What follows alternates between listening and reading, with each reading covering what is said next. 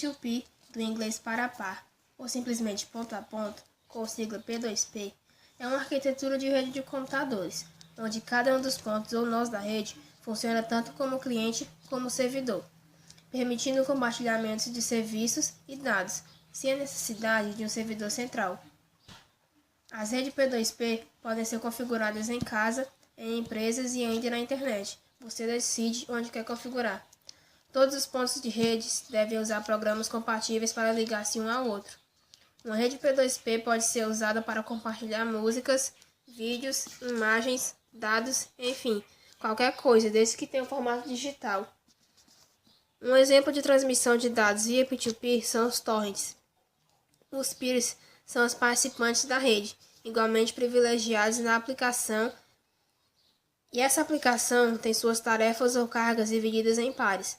Cada computador da rede é um nó, ou seja, um ponto de interconexão, e fica responsável por uma parcela dos recursos da rede, tais como armazenamento, poder de processamento e largura de banda. Os recursos são divididos diretamente entre cada participante da rede, sem a necessidade de uma coordenação central de um servidor ou hosts. Nesse modelo de rede, cada par de computadores são fornecedores e consumidores de recursos, ambos ao mesmo tempo, diferentemente do modelo cliente-servidor, onde o servidor alimenta toda a rede e os clientes somente consomem.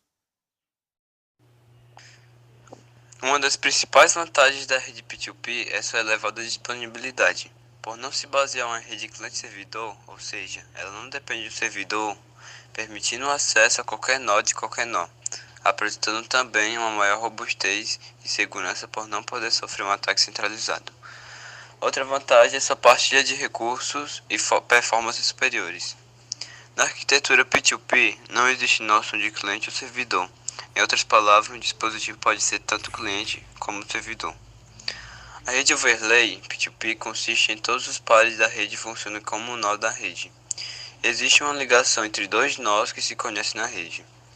Isto é, um nó participante conhece a localização de outro nó na rede.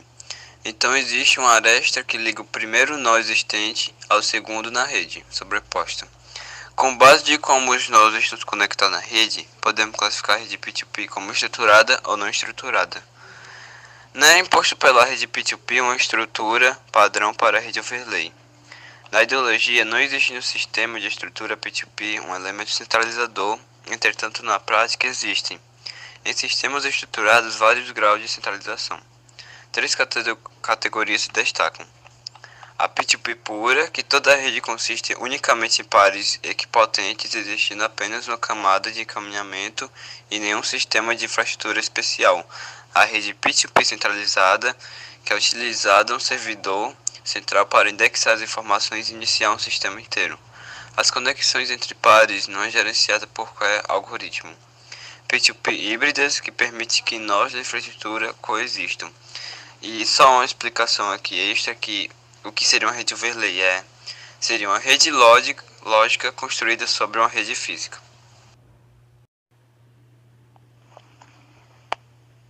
Como vocês já viram, existe a rede que é a rede P2P. Então agora eu vou falar as características e os requisitos da rede. Uma das principais características são auto-organização. Segunda, adaptabilidade em rede ajustada ao ambiente. Escalabilidade, que a rede cresce em escala facilmente depois de uma queda. E também tem a comunicação direta entre os pares, cliente e servidor. E um dos principais requisitos são escalabilidade global de comunicações, balanceamento de cargas, tem uma ótima otimização de interações locais, tem também a disponibilidade de aumento de confiança, tem também segurança dos dados em ambiente de segurança. Há também a capacidade de navegação e resistência à censura. Pois é, essas são as características da rede P2P.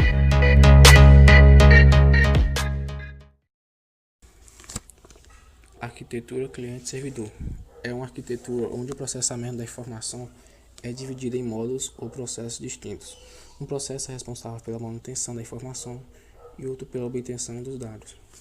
Estrutura: uma rede de computadores, existem uma ou mais máquinas que atuam como servidores, disponibilizando recursos para as máquinas, que atuam como cliente. Temos servidores para as máquinas, banco de dados, tais como servidores de impressão, etc. Servidores, equipamentos com maior poder de processamento e armazenamento. Cliente, microcomputadores, PCs ligados em rede.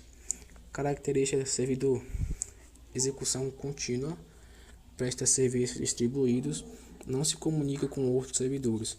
Característica cliente: inicia e termina as conversões com os servidores, não se comunica com outras redes, não torna a rede transparente ao usuário. Software tem início e fim definido. Mainframes: computadores de grande porte que fazem processamento de dados de forma centralizada. Toda a lógica do negócio fica no cliente. Quando o programa cliente é instalado, são instaladas todas as regras. Característica do mainframes: serviços e recursos reduzidos, centralização de dados e recursos de processamento, inflexibilidade do mainframe, inflexibilidade, custos elevados. Isso corresponde a todas as características do mainframes. A arquitetura cliente-servidor teve algumas contribuições, como por exemplo, o avanço para a empresa. E também tem algumas limitações, como a dificuldade de manutenção e gerenciamento. A arquitetura cliente-servidor é dividida em 3 camadas: cliente, servidor de aplicações e servidor de banco de dados. Os clientes são conectados ao servidor de aplicações e ao servidor de banco de dados. A arquitetura cliente-servidor teve a evolução que retira as regras do negócio do cliente e as centraliza em um determinado ponto, o qual é chamado de servidor de aplicações. O acesso ao banco de dados é feito através das regras contidas no servidor de aplicações. A arquitetura cliente-servidor tem como característica: as regras do negócio, que é a lógica, foram deslocadas para o servidor de aplicações, então ali será determinada a maneira como os dados serão utilizados.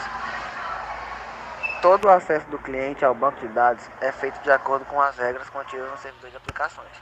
Não é possível o acesso ao banco de dados sem primeiramente passar pelo servidor de aplicações.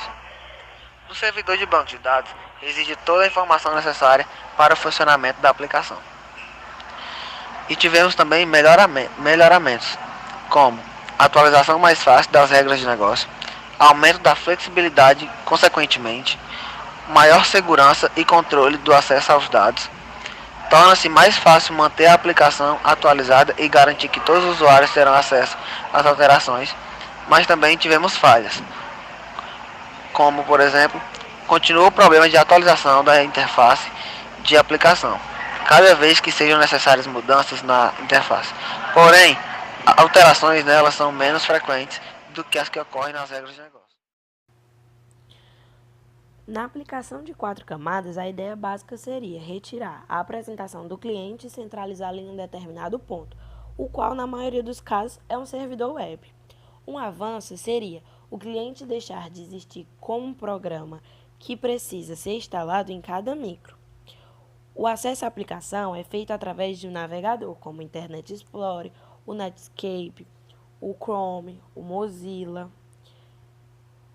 O esquema básico seria: o cliente quer acessar a aplicação, ele acessa o endereço da mesma através do navegador e o servidor de aplicação verifica se o cliente é permitido acessar o banco de dados. Caso sim, é liberado; caso não, eles proíbem.